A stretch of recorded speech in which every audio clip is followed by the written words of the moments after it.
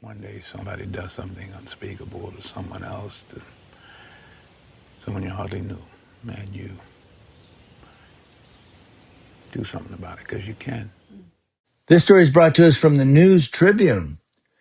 The Los Angeles Police Department internal investigation leveled a troubling allegation.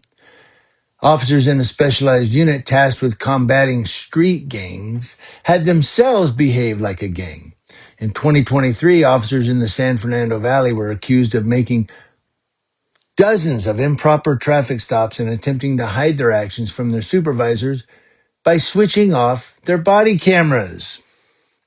When confronted by internal affairs detectives, according to the findings of a months-long probe, officers in the Valley's gang enforcement detail said they were engaged in a gun hunting competition with each firearm-related arrest tracked on a whiteboard in their office.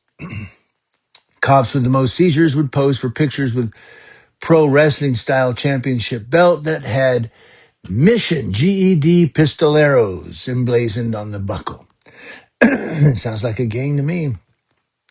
The Internal Affairs report, like most records around police discipline, was kept confidential by the LAPD, and its findings have not previously been made public.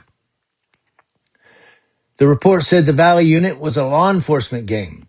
Allegations of deputy gangs operating within the Los Angeles Sheriff's Department have been well documented, but this is the first known instance of the LAPD using the label on its own officers. Yeah. California state law defines a law enforcement gang as a group of officers who engage in a pattern of on-duty behavior that intentionally violates the law or fundamental principles of professional policing. Well, that's cops every day.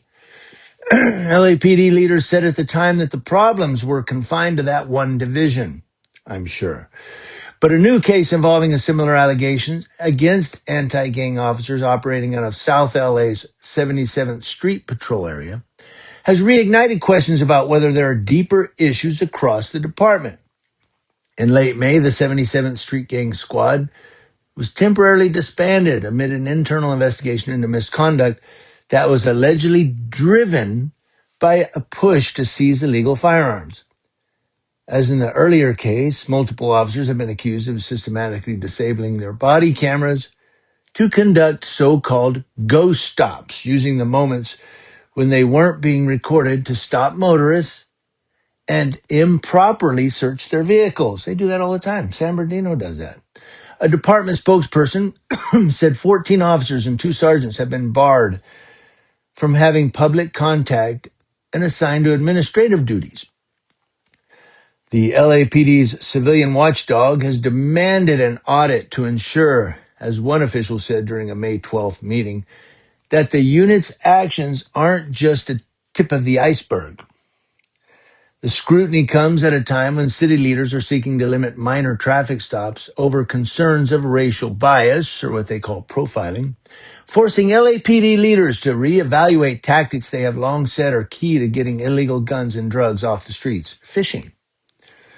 In the San Fernando Valley case, internal affairs investigators reported turning up an overwhelming pattern of intentional policy violations by the officers involved, and said poor management allowed a rampant culture of misconduct to fester. A majority of the Valley Unit's officers and supervisors have either been fired or resigned. One officer, Alan Carrillo, faced criminal prosecution over allegations of theft. Remember, that's the guy the driver said his money was missing? Last summer, he was entered a pretrial diversion program that required him to surrender his law enforcement certification and complete 50 hours of community service. The Internal Affairs report said the LAPD started its investigation after a December 2022 traffic stop in which 2 Valley gang officers detained a driver they suspected of having an expired registration. The man later filed a complaint saying one of the officers told him that he didn't have any rights as they searched his belongings. The internal LAPD report said officers told investigators one of their supervisors pressured them to prioritize illegal weapons seizures above all else. Well, he told me to do it. Ja, mein Führer. There are guns out there. Get out there and bring me back a pistola, one officer quoted the supervisor as saying, according to the report. Another officer told the investigators he heard a colleague gloat about letting vehicle theft suspects go free because he was so focused on making gun arrests. The department has sought to fire the supervisor, Sergeant Jorge George Gonzalez, whose disciplinary hearing is set for this fall coming up. Gonzalez and another supervisor, Lieutenant Mark Garza, have filed separate legal claims against the city, alleging they had tried to warn command staff about problems in the unit, only to be scapegoated when the scandal broke into public view. Well, they told us to do it. Last month, the Los Angeles City Council voted to restrict the use of pretext traffic stops. The LAPD's gang units have long used minor traffic violations such as broken taillight or tinted windows as justification to pull someone over, question them, and then search their vehicle. Unlawfully, of course.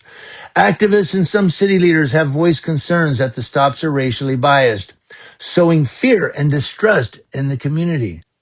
Courts have deemed pretext stops to be constitutional, but LAPD officials have said officers are trained to follow a higher legal standard, only stopping someone when they have reasonable suspicion or probable cause that a crime has been committed. But do they have a cause to search the vehicle?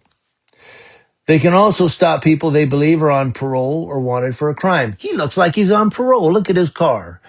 The union that represents the city's rank and file officers has argued that the city council's proposed restrictions, which require approval by the police commission before taking effect, would undermine officers' ability to enforce traffic laws.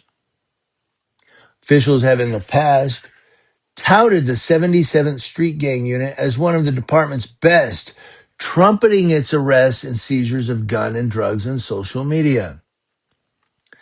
The division covers a 12 square mile patch of South LA that is the turf of several notorious gangs and has historically accounted for more homicides and robberies than nearly any other police patrol area. But the latest allegations have renewed concerns that the department may have forgotten the lessons of past controversies involving officers conducting improper stops and searches. How about Rampart? In the late 1990s, officers from a gang unit in the LAPD's Rampart Division were accused of robbing people and planting evidence, among other crimes. The scandal led to prosecutions and convictions of some officers and a federal consent decree that mandated reforms. Justin Alexander, a former LAPD officer, said he has faced constant harassment from the 77th Street Gang Unit.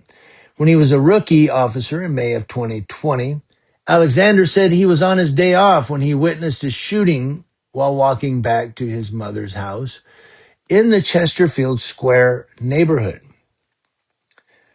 Despite identifying himself as a fellow officer, he said the gang cops who responded to the scene still treated him like he was a suspect and accused him of tampering with evidence, which he denied.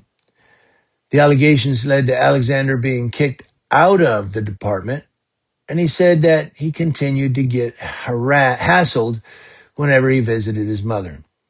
The experience, he said, led him to believe that the officers were capable of breaking the law in the name of fighting street gangs. He said, it almost gets as if there's a gang in the police department working to combat the gangs, Alexander said. He said, if they're willing to lie about that, what else are they willing to lie about on the streets? Great question, Alexander. Great question. And these cops just do whatever they want, man. And the supervisors go, well, they're making arrests. They're okay. We don't care about the Constitution. We just want to make arrests so we can say, good boy am I. Yeah, pretty much. And you can call me a cop hater all you want. We're reading it all the time. We're seeing these news stories. And they said cops are turning off their body cameras, their body worn cameras as they go and search their vehicles. That's why we record the police. That's why we do it. So whenever you cops who might see this go, why are you guys out there recording us all the time? Because you knuckleheads are turning your cameras off. So ours are going to record you. Somebody's going to record you. We're going to watch you somehow. Okay. And recently I got a complaint from somebody going, why don't you get out there and cop watch instead of doing boring videos? Why don't you pay my gas? That's one of the reasons I haven't cop watched for a while is because of the gas prices. Gas, I mean, it would cost $30, $45 just to go cop watching for a night. So you pay my gas, I can go cop watching. But until then, we got this. LAPD, street gangs, say it ain't so. Let me know what you think.